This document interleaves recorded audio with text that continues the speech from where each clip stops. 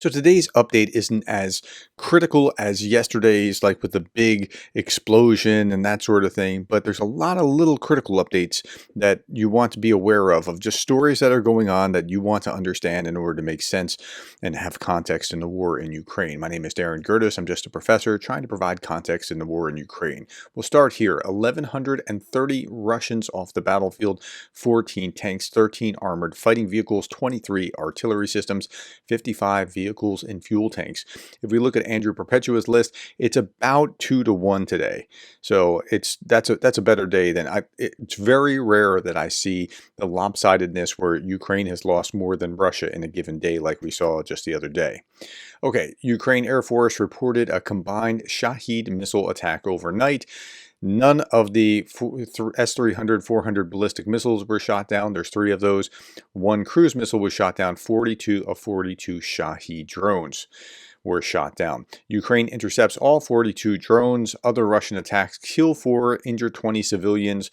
Russians killed a woman who was 74 in Zaporizhia Oblast and 3 more elderly Ukrainians in Sumy Oblast, including a 73-year-old man and his 72-year-old wife. So it's got to be kind of weird for a 70-year-old who grew up under the Soviet system and kind of, was taught to love Russia, who then lived through independence. And yeah, we're 2 different nations and they grew apart, but now Russia's trying to kill them, or effectively is killing them.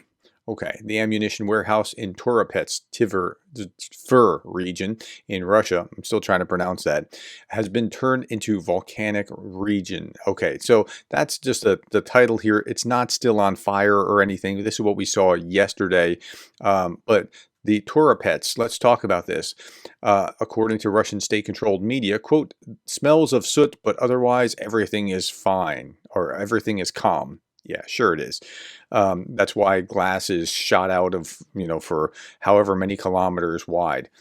Okay, Ukrainian drone attack on Russian ammo depot in Tver proves the value of long-range strikes. I think if it did 2 things, you got a twofer with that. 1, you destroyed a lot of rockets and other ammunition that was going to be coming to kill Ukrainians. So 1, that's a positive, but 2, it just kind of verified to the West that, especially since Biden is the only pocket of resistance left, really, hey, this works. This can work.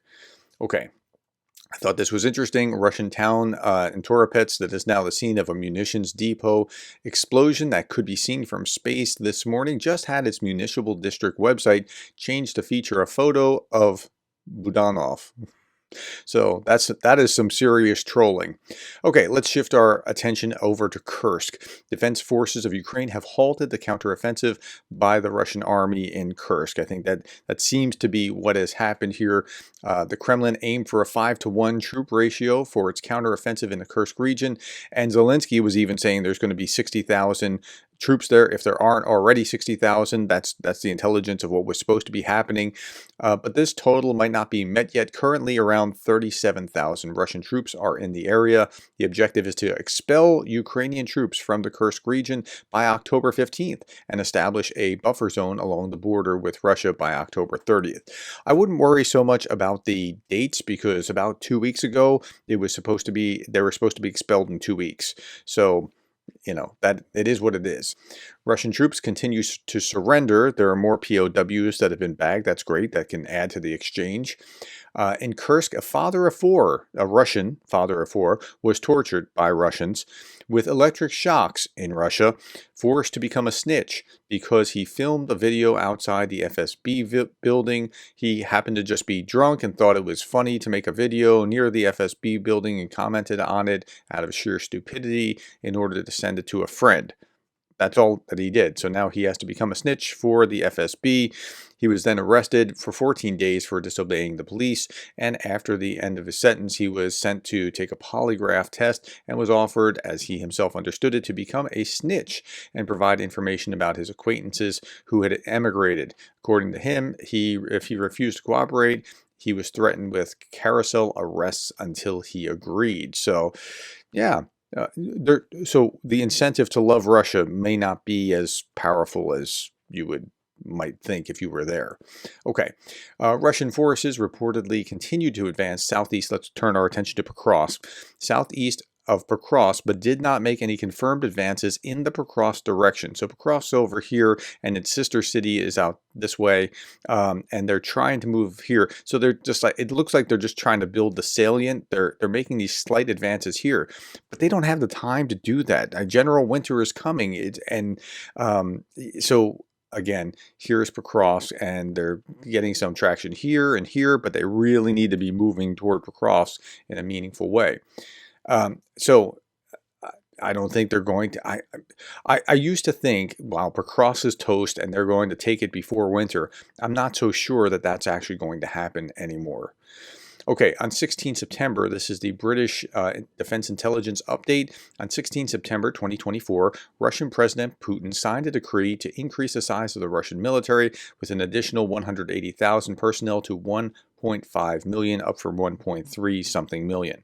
Okay, this is the third decree that's been signed by Putin to increase the size of the military. However, the Russian Ministry of Defense is pressuring President Putin to announce a new wave of mobilization to recruit additional troops to offset the Kremlin's battlefield losses in Ukraine. But he doesn't want to do it. And he doesn't want to do it because he fears, the public perception. And that's because they said it's just a special military operation, nothing to see here. You don't have to worry about it. Just trust us. And it kind of went sideways very quickly. It wasn't a 3-week operation after all. So now on November 1st, Russia is to introduce an electronic control grid to funnel men into military conscription. Now, this is from the Kyiv Post, and it's really not much different than what Ukraine has done. But Russia's unveiled a new test version of a new electronic summons registry. The website provides details on how electronic summonses are issued. Once a summons is added to the registry, it's considered served after 7 days. All Russian citizens listed in the registry are automatically banned from leaving the country, so they don't flee like, well, upwards of a million men did earlier. Failure to comply with summonses by not appearing at military enlistment office within 20 days of the specified date triggers additional prohibitions, which include a ban on operating vehicles, restrictions on registering law firms, transport, real estate, and inability to receive loans. So they're just going to make it hard to live in Russia if they don't show up. Okay, North Korea tested another ballistic missile. That's going to keep coming. They have every incentive to do that in order to support Russia. Russia has earned at least $1 billion on grain stolen from the occupied territories of Ukraine. I didn't highlight and talk about it in depth because you can see what they're trying to do, right? They're trying to backfill the loss of, say, oil and other sources of revenue. This broke my heart because as a professor, I'm sensitive to this kind of thing. Kharkiv University prepares for a new academic year, the third since Russia invaded. Almost all classes are online with no intact buildings left and some completely destroyed. Courses are shortened due to winter heating disruptions. That's going to be problematic even if they're not on campus. But the spirit is only growing stronger. So this description of what was going on was just, wow, how about that? Okay. Meanwhile, China is enabling Russia, not directly, but they're doing it through surrogates. So China now sends almost $5 billion in goods to Kyrgyzstan and Kazakhstan every month, up from 1.5 billion before the invasion. And you don't have to be a genius to know that these goods are going to Russia. China is Putin's biggest enabler. There would be no war in Ukraine without China. And I bet you much of this is dual-purpose electronics that are going to be used in missile systems or rockets or things along those lines. Meanwhile, U.S. aid continues to deliver materials and equipment of power transformers and insulators and voltage transformers and other things to destroy things, but they wouldn't have to if we simply made sure that they had the air defense artillery in order to not let those things be destroyed. Germany is also Germany is also delivering another substantial aid package to Ukraine. The package includes all of these things, and they are working on another $400 million package right now. So good on Germany for keeping it up. The European Union will provide Ukraine with 160 million to help Ukraine prepare for another winter amid ongoing Russian strikes and energy infrastructure. So they need to do this. I mean, it's going to be a hard winter for Ukrainians. Switzerland will allocate over 68 million to support digitalization in Ukraine, focusing on education, healthcare, notarization, humanitarian demining, digital development. Okay, good on Switzerland. I mean, that doesn't seem to be the most critical need, but I'm not going to balk at it. That's great. Wherever they can be helpful in whatever capacity, good on them. Lithuania, little Lithuania, 3 million population, right? The size of West Virginia, with another 40 to 50 million dollars in military aid this year. And you just got to love the Lithuanians. Labas if you're Lithuanian. U.S. Vice President Kamala Harris plans to meet with President Zelensky in Washington next week, as well as Donald Trump, who might also meet with him next week when he comes to deliver the explanation of what their strategy is for victory. Now, turn our attention to a different story completely. Here, this is a comic book that is created by the Russians, and it's Russian propaganda has unveiled this comic book dubbed Special Military Operation, Non-Fictional Stories. Okay, so you can already see where this is going. The authors demonize Ukrainian soldiers, calling them Nazis, claiming they're the ones shelling their own towns, quote, in order to show this to the Americans. And then they say things in here like this. Here the soldier says that Nazis dug in well, adding that we would never have imagined that I'd need to liberate the city that I studied in. Meanwhile, another one replies, they're using civilians as shields, the blanks can't use the artillery.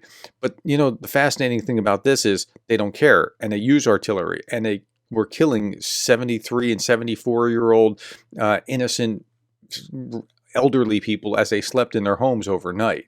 That's what they were doing. That's the reality, not the comic. Okay, I saw this and I thought, this is interesting. Putin needs wars to stay in power. It's how he always maintained control. 2000, look at the dates. 2000, Chechnya. 2008, Georgia. 2014, Crimea, Ukraine. 2022, full-scale war in Ukraine. So if I'm looking at those numbers, and, you know, history repeats itself apparently, then we're about 2 years into the 7-year itch for Putin. So I'm just wondering if you're in Georgia or Armenia or Moldova, if you should be getting really nervous and really prepared right now for what's going to happen in 5 years, all other things being equal.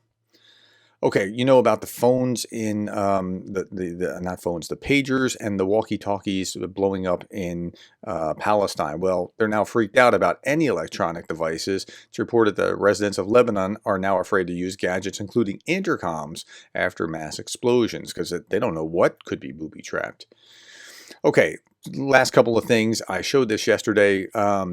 Actually, this was the day before yesterday. I put out a poll on my YouTube channel that said, RT, this is the best poll I have ever seen, and your choices were yes or yes. And 61% said yes, as opposed to 39% that said yes. And that's kind of like how it actually works with RT. And then I put another poll out yesterday. I said, imagine you're a Russian troll in St. Petersburg trying to make your quota, and you can only talk about one topic. So your pay is tied to the interaction and replies. What do you say to get as much play as you can on Twitter? Okay, so the majority of you said Ukraine tried to assassinate Trump. That would be your go-to. And the others were smaller. The second one, however, was Russians buy Professor Gerdes with lifetime supply of Kindle books. Okay, that's all right. I do have a book habit that's kind of a problem. Anyway, my friends, thank you for your time. Thank you for the likes and the shares and the subscribes. And thank you for being the kind of person that cares about Ukraine.